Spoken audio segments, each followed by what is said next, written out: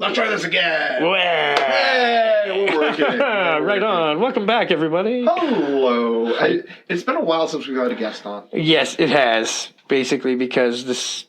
Well, why is that, champ? Life. Life. Let's be honest. We're dads. We're busy. It happens. And it's not just dads, but moms are busy too, right? That's right. There'll be some mom episodes coming later. Yes. We've been talking about a new segment that'll feature some moms. Yeah, and some crazy mom-like things. All right, yeah, so... Shout out to the ladies. Yeah. Actually, no, it's just kind of in life circumstances have kind of... We've had two guests lined up, and we just, one car broke down in Montreal before he was able to come, and the other one we were supposed to be meeting before he played in his dart league. Yeah, and we got the location wrong. Yeah, totally wrong. We were going to go and record at a comedy club with him, and instead... we are now recording a Minisode by ourselves. Yay! Woo! Enjoy. But we do have a couple of cool guests lined up. Right, we're recording Saturday afternoon. Yes, with someone, and then mid-December we have another special guest coming. So that's going to be super fun. Special guests, guys. We're reaching into our semi-famous group of friends. Yeah, you'll enjoy these episodes coming. I mean, you probably enjoy everything now, but I mean, you'll really like if you're still listening to us. Hate us. Yeah, exactly. Yeah, or you just totally got confused with the other daddy issues in the States.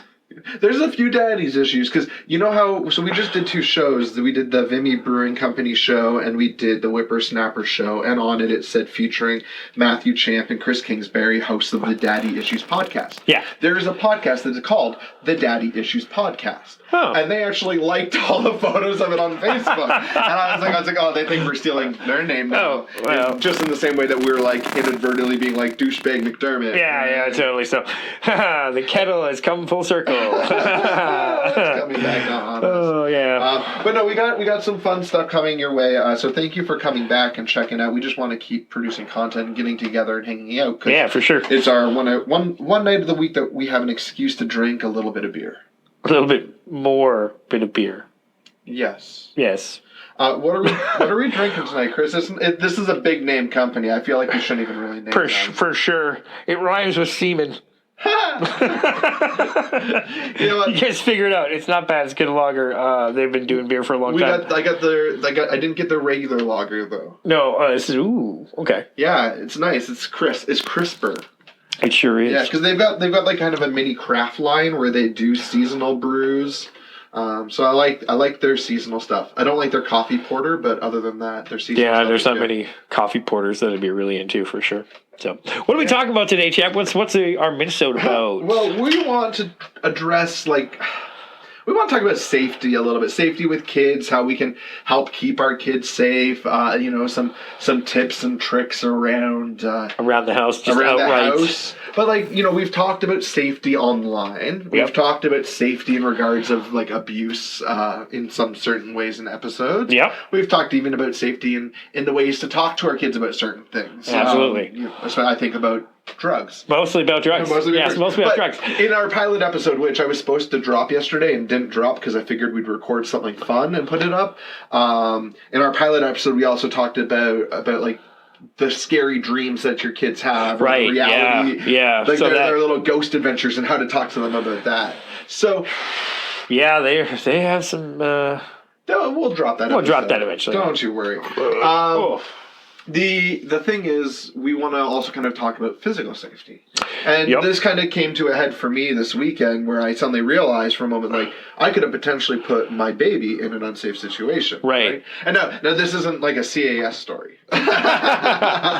Although it could be. Could have been. It's a CAS near miss.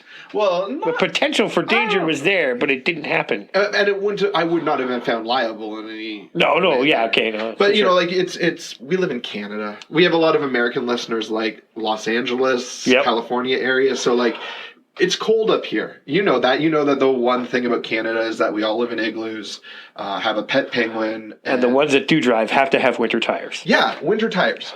That's it. Key. That's a good. That was a good way of doing that rule of three. Going it's not too silly and then one serious. I like that. No problem. So we had to get our winter tires changed, especially because we live in Ottawa, Gatineau, right? Yep. So we live on the border of Quebec. Quebec actually has a law that says by December 1st, you got to have snow tires on. Yeah. Right? So I went to get my winter tires changed Friday. I went to a garage out in Gatineau on the Quebec side. Because it is cheaper there. Hey, Collis. Well, it's cheaper there, but there's a reason it's cheaper there, right? Like, nobody knows what the fuck they're doing. I'm not gonna mention the auto shop's name. But if you find me on my personal Facebook, You'll see the story where names are dropped. But I've decided that I am going to be talking to legal counsel. So legal counsel, and I'm going to get my car officially checked out. Yeah, for sure. Anytime they don't tighten lug nuts on 3 out of 4 tires properly, you got some stuff coming to your way there, pals. So that's what they did. Is 3 of my 4 tires, they did not fully tighten the lug nuts. Yeah. One of them was so bad that within 2 blocks, all 4 lug nuts had fallen off. So I started the car, and the street to turn left on is about 100 meters up. Yep. So I drive up 100 meters, and just as I'm entering near the stop sign, I just hear clunk, clunk, clunk, clunk, clunk, clunk, clunk.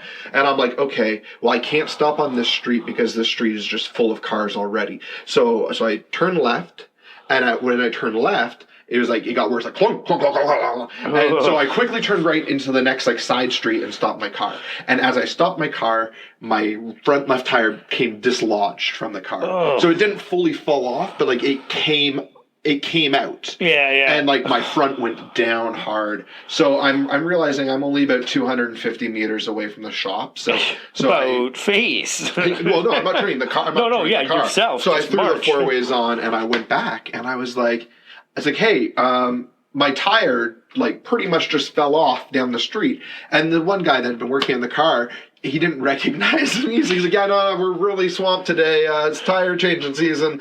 Tell that guy. And he pointed me towards one of the techs that had worked on my car. And I went over and I told him, he's like, oh, sometimes it happens. I was like, but you just put the tires on. And he's like, wait, what car? And I was like, I told him what car it was. He's like, oh, is it that one over there? Because he's able to see it. And I was like, yeah. He's like, oh, so you're saying that the tire came off? I was like, yeah, it dislodged. All the nuts are gone. I don't know where they are.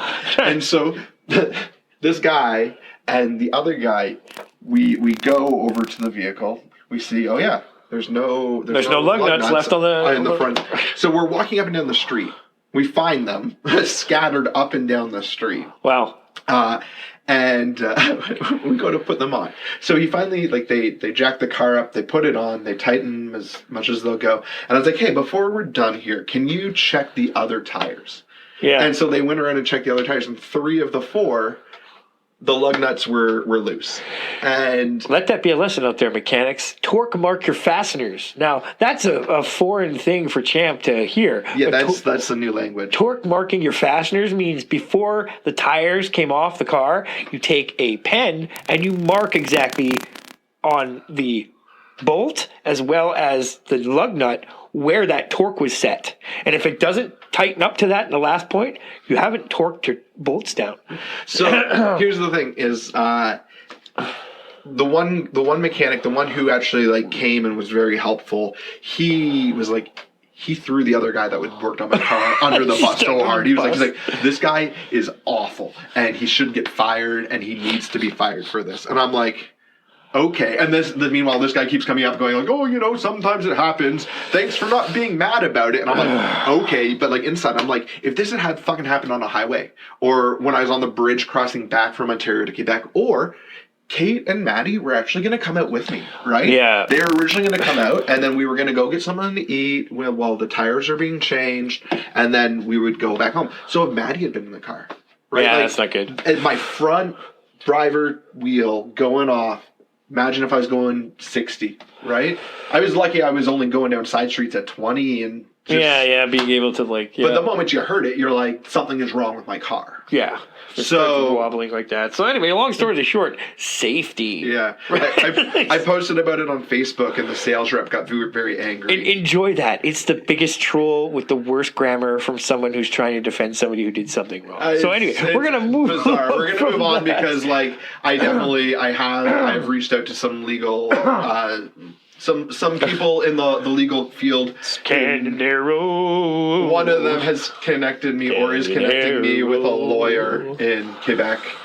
because I can't cross-provincially sue. No. I have to sue individually. I can't do like civil litigation. Hey, America, can you do that state to state? Just launch a full-scale lawsuit? States have different like laws. Well, right. So, I mean, the same thing with Ontario, Quebec. Yeah. So I think there's issues. You need to go to a federal level. Yeah. And this is something that would never go to a federal level. No. And that was part of the sales rep's point, is he kept going like, you're Ontario, we're Quebec, like good luck doing whatever. I'm like, I can always come into Quebec and sue. And like I said, I can do cause of action, which is individuals, and I've got their names because I specifically took names before I left. So this is my thing that kind of led us into wanting to talk about safety, because I do everything I can in the car to make sure Maddie's safe. Like, we've got the base for the car seat, we've got specific car seats, and the way that you put the handle of the car seat in there, and what locks in and everything like that. Like, even where on the body to lock the certain locks. Yeah, they're very specific on that. The weightage, like you have to adjust based on how much the baby weighs, so you have to always know how much your baby weighs. Yeah, the kids have upgraded too. They have to... The baby on board sticker. I prefer just the I'm on board. I've got the I'm on board sticker. Jeff McKay. Such a great idea. Go to imonboard.ca and order your I'm on board sticker or thing. I've got it, but I've also got a gangster baby wrap one. I've seen that. Yeah, that's a... Yeah, that's safety around the car, and that's been regulated by the the Canadian Standards Association. Yeah, and it's regulated very heavily, right? Because we don't want kids to die on the road. We die, period. We have an overpopulation issue, but let's take out the boomers. Yeah. They're gonna go next anyway. Yeah. No, but nobody. There's some things for around the house for sure. The CSA and CSA approved things for around household safety exist, but you wanted to know about baby proofing things. Well, let's start with baby proofing and work our way up to kid proofing, right? Sure. Because baby proofing and kid proofing are different. Because right now, my baby doesn't crawl, right? My baby sits in a swing or on a playpen. She's safe. But there gets to a point where a baby becomes like a toddler and starts to crawl around and get themselves in trouble. So, what are the big dangers, Chris?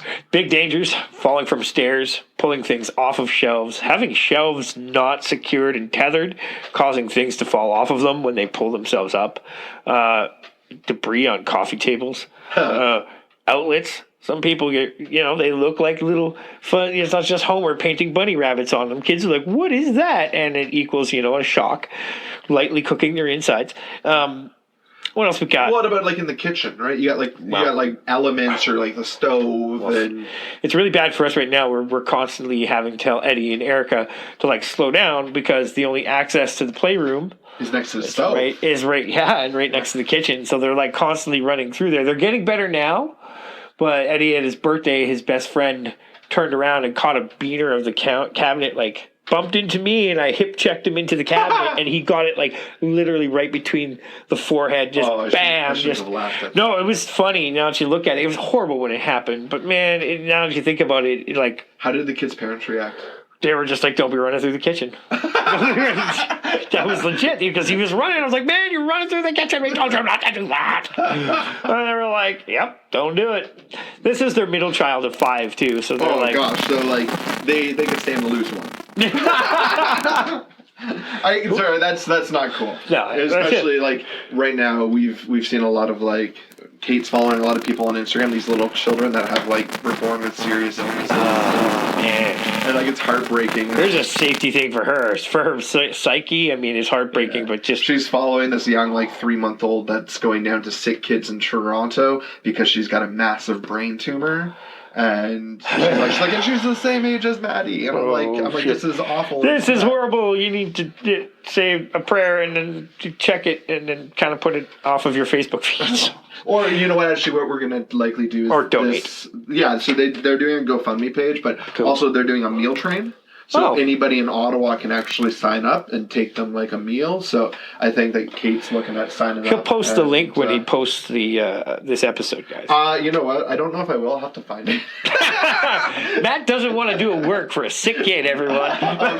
Maybe what I'll do is I'll post it in the comments or something. Yeah, something like that. It's on Champ now, everyone. It's on. So what else is on Champ is like baby gates. Let's not forget about baby gates. Okay, so and our slippery floors, man. So I have slippery floors on our upstairs. I don't have baby gates. When do we put baby gates up? I would almost. She's how many weeks right now? She's 3 months. Okay, so you're gonna probably need gates by at least 6 months to 7 months. Okay. 100%. So if anybody wants to get us baby gates for Christmas, yeah. Where?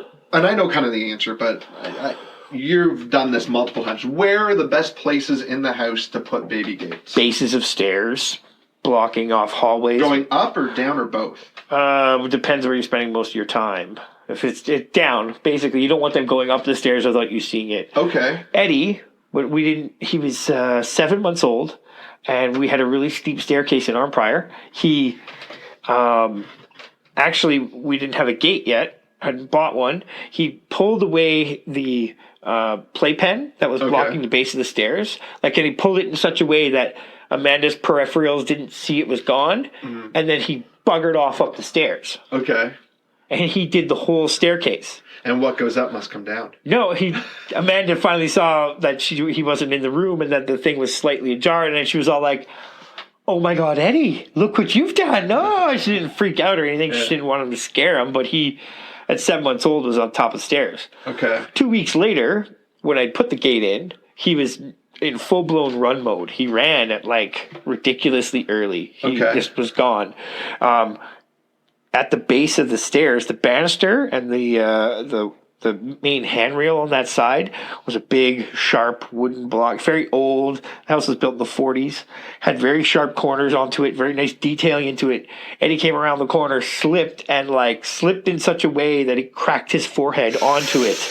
It was the worst thing ever, and there was nothing we could have done. But it did teach him a valuable lesson, not to run around. How much blood was there? None. It was just the biggest, massivest goose egg, and then we just didn't let him sleep for at least 6 hours, right? And make sure he's cognizant. It happened in the afternoon, so it was very fortunate, and it happened right after his mid-morning nap. So, yep, pretty lucky there. Just extended the nap with a KO. With a KO, yeah, no.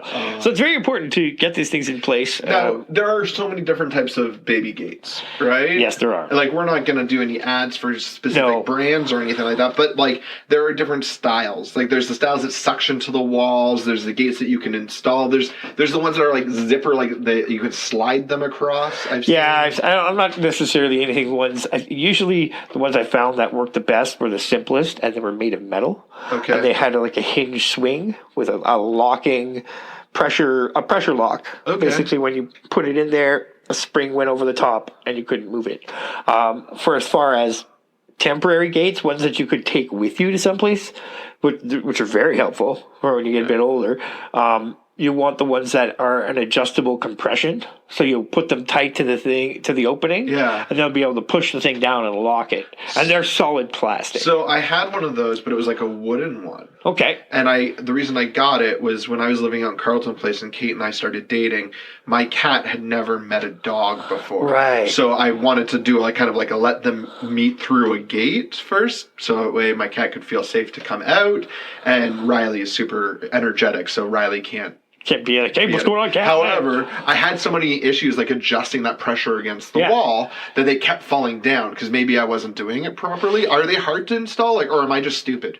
No, I found the wood ones with the mesh gates into them. Their locking mechanism that's exposed is just inferior. Okay. It's just a crappy gate. It's not. You are a little bit stupid and challenged sometimes. No problem, but not to the point where that it shouldn't work fairly easily every time. Okay. Yeah. The metal ones are pretty much they solid hinge, and that as they grow and try to climb it, that it's strong enough to take their weight, and how it's anchored to the post and how it's where you choose to anchor it. Okay. They're the strong ones. You don't want to go with wood like that. Mm-hmm. You don't want to. I mean, it may look nice, and if it works for you, for sure, but a permanent type fixture for stairs, go with iron. Well, I got rid of it when Riley and Jack got used to each other. Because I was like, it's not worth having this piece of shit lying around. No, definitely not. No. So baby gates, the good ones can be quite expensive. Yeah, the good one, the metal ones started at about $50. The good metal ones, $50. The collapsible, expandable plastic ones that have a really good release and stuff like that, they're about 70, 75. Okay. How many baby gates? Well, I guess it depends on the house, right? Yeah, it really does. I ended up having to have 1, 2, 3. Got two permanent fixtures or one permanent fixture on the upstairs until they're ready to go. Basically, the next point you were wanting to talk to is when do you take the semi-permanent gate and when do you take the gates off, right? Because like when is it safe enough for the kids to be able to explore? We just got rid of the gates when Erica had no problems with stairs. Okay. So I think the gates have only been down a year. She was 2 and a bit. 2 and a bit. Okay. Yeah. I don't know. Sometimes maybe that feels a little bit young for me too. She had. Well, we didn't. Eddie never had them like a break in them, right? Okay. But Erica, trying to keep up with her brother, has been accelerated in her. Okay. Fair enough. She needs to keep the gas on to keep up with her brother. Is basically it. So we took him out, and she learned quicker. So I would say maybe like 3.5, 3. Okay. You're probably shooting at 3. Depends on how good they are. Know your kid. Mm-hmm. You know what I mean? So that's good. That's good. Now. That's good. That's good. That's good. That's good. That's good. That's good to know. That's good. I'm gonna say, I mean, if your one parent is accident prone and the kid has it, you'll know right away. Segue. We were talking about bookshelves, right? Because bookshelves are their center where children, like especially children that are starting to get to the point of crawling to standing, will need to use a base to pull themselves up, right? That's right. And if we're not keeping our eyes on our kid fully, which sometimes happen. Washroom breaks happen. The dog needs to go out for a pee. The little things happen. They sure do. Now there's like obviously that idea of keeping the heavier things on the shelf on the bottom. Yeah, bottom weight displacement. Bottom weight displacement for sure is a big thing. Now the most important thing to do is tether your bookcases. Yeah, for sure. There's a reason why they come with tethers, and if you can't find a stud, definitely get an anchor that will hold a minimum of 75 pounds. They're butterfly anchors. You drill them in, and then when you place the screw inside them, they butterfly into the wall. Okay. Yeah. Okay. I've seen those before. Yeah, I know what you're talking about. Yeah, and I don't know shit about this. Yeah. They get one that holds at least 75 pounds of pull because of the bookshelf. It's not the initial pull that will the initial pull won't be 25 pounds. It's when that bookshelf gets 3 to 4 inches off the wall and inertia takes it the rest of the way and pulls it harder. Yeah. So the tether is designed to stop at 2 inches where it's 30 pounds of pull. Okay. So having a 75-pound anchor is double what needs to be there on that tether. Okay, so it's like giving it a bit of a break. Yeah, it is. You're bringing in a strong man for a weak man. Yeah, just on the top heavy parts of it. I remember. So when we first started this podcast, we built a lot of baby shit in my room. Right, we built that IKEA dresser, the bookshelf. We built a crib. Yep. We put together a bunch of stuff, and we had to tether even the dresser to the wall. Yeah. Because even though the dresser is pretty heavy, but they're going to get to a certain point in age where they're going to stand up on there, and it's going to freak you the hell out because you'll be going for a diaper, and then you'll turn around and she'll be like, "What's going on? It's potty time!" And if it's not balanced and somewhat stable to the wall, it has a tendency to want to rock. Okay. Yeah, Eddie did that once, just once. New dresser, didn't know. Did it scare him, or did the reaction scare him, or were you guys He was like, and we were like. Poker face. When they do something scary, you're just like, that was cool. Don't freak out. Don't do that. Whoa, that was scary, bud? And you just kind of whoa. We didn't have any of those episodes with Erica, but she just recently had one of her wipeouts like her brother had the other day, too. So it's just one there on the left side of her head. We should pretty much just make it a rule to anchor anything that is tall and heavy and in the ribs. Pretty much. If it's greater than 16 inches to 2 feet... Greater than 2 feet, you want to probably tether it to the wall. Okay. Do that. Now, you say clutter on tables. On tables. That's going to be a fun thing that comes up for sure. We ended up getting rid of coffee tables for a bit just because anything we put onto it and the kids acted like it was, this is for me to play with. Okay. So we just got it, and then we put little shelves behind the couches in the corners. Mm-hmm. For drinks and for water and stuff like that. Okay. Yeah, because they'll pull stuff, and especially anything if you think candles or anything like that is cool when kids are around, they're not. They're like, oh, you're going to have open flame and hot wax next to the kids? Yeah, sounds great. Don't do it. Okay. We like candles a lot. For sure. Just at kid level, not a good call. Fair enough. Not a good call. That's good to know, because like our candles are right next to the TV, which is on the TV stand. Yeah, they're going up. We're actually we're gonna in the new year we're gonna get rid of our dining room table and chairs. Like, we're not getting rid of it permanently. Yeah, we're just gonna move it, out. and we're gonna change that dining room area into a playroom. Like, that'll be kind of where her play center is. We'll put down her play mat. And Playlandia. Yeah, and it's also like where the record player is, and so like we play a lot of music on the record player on the daily. So all the booze is going to be leaving. The booze will move. Okay. Because the booze is also with the record player. That's our liquor cabinet. Yeah. So you're going to have to move the booze. Anything, like I say, below 3 feet, 4 feet, you should have much. If you don't want it trashed or possibly ripped off its shelf. I don't want my 6-month-old, when she's 6 months, to drink my Patron. Oh, are you kidding me? Come on. I think I was 2 when I took a sip of my dad's rusty nail. Oh, yeah? Yeah. I thought it was Kool-Aid. Okay. Apparently, I just scratched my tongue for like 3 minutes. Oh. It was like, ah! Yeah, I never drink anything that remotely looks like that. Like, Drambuie, but oh my god. Saturday we were at Kate's brother and sister-in-law's. It was Kate's birthday. 35. Woo! Sorry, 30. It was a good year. Forever 29. Yes, that's what it is.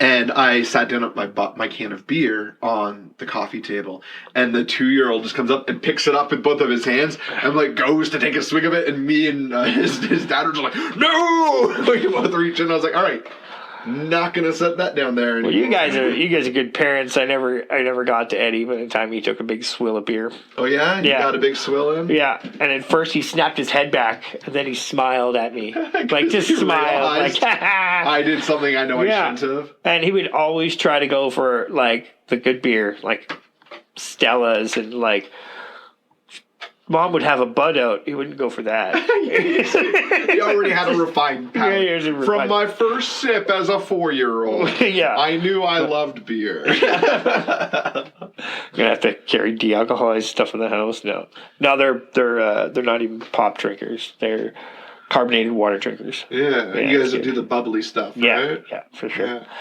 Bublé. Is it bublé? I like the way that you talk to your kids about weed, because like it's around, and you guys talk about it as medicine, as adult medicine, and how like if they need it when they're adults, that's totally fine. That's fine, right? And they really do respect that. Because I imagine that there would have been like starting to get rebellious about it, but they will. They will at some point. But I mean, hopefully, I think I'll see the time when that conversation will have to happen. But yeah, because Amanda does a lot of baking with it. Yeah. Right.